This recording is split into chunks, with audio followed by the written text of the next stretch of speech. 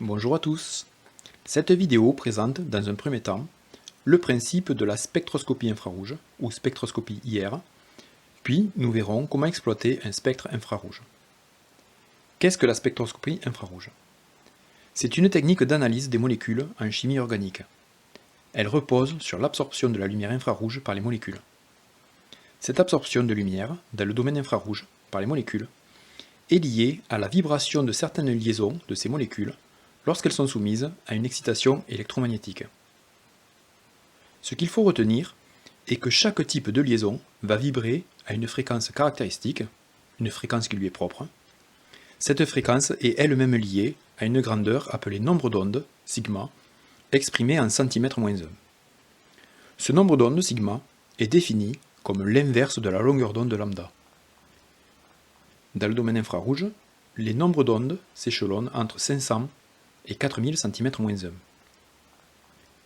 Ainsi, il est possible d'identifier les différents types de liaisons présentes dans une molécule, puisqu'à une plage de nombre d'ondes données correspond un type de liaison.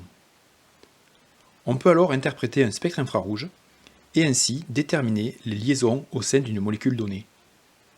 Voici l'allure d'un spectre infrarouge. La courbe que l'on obtient représente la transmittance en pourcentage, en ordonnée. C'est une grandeur sans dimension, c'est-à-dire sans unité, en fonction du nombre d'ondes sigma en abscisse. La transmittance maximale, c'est-à-dire 100%, correspond à une lumière qui n'est pas absorbée pour le nombre d'ondes donné. Quand la transmittance diminue, cela signifie qu'une liaison absorbe une partie de la lumière infrarouge à cette longueur d'onde, donc à ce nombre d'ondes en vibrant. Un spectre infrarouge présente deux parties. À droite, pour les valeurs de sigma inférieures à 1500 cm-1, cette partie, appelée empreinte digitale, est inexploitable. Au-delà, pour sigma compris entre 1500 et 4000 cm-1, se trouve la partie à étudier, présentant des bandes caractéristiques.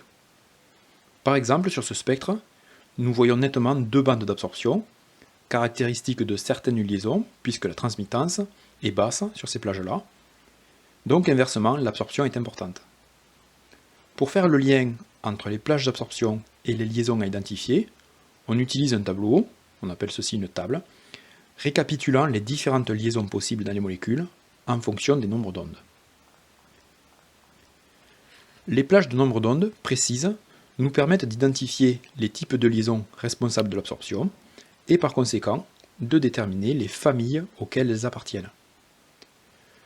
Nous voyons donc deux bandes d'absorption sur ce spectre. Par exemple, la bande d'absorption comprise entre 2500 environ et 3200 cm-1 est caractéristique d'une liaison OH au sein d'un acide carboxylique. Et la deuxième bande, comprise entre 1750 et 1800 cm-1, est caractéristique d'une liaison C-O dans un acide carboxylique. Il est donc évident que ce spectre est celui d'un acide carboxylique. Mais on est limité avec cette technique, impossible d'avoir la structure complète d'un molécule, donc nous ne savons pas de quel acide il s'agit précisément. Il existe d'autres techniques complémentaires, telles que la RMN, pour affiner les choses. J'espère que cette vidéo t'aura été utile. N'hésite pas à poser des questions ou à laisser des commentaires, j'y répondrai. Et si tu veux recevoir les prochaines vidéos, pense à t'abonner. A bientôt!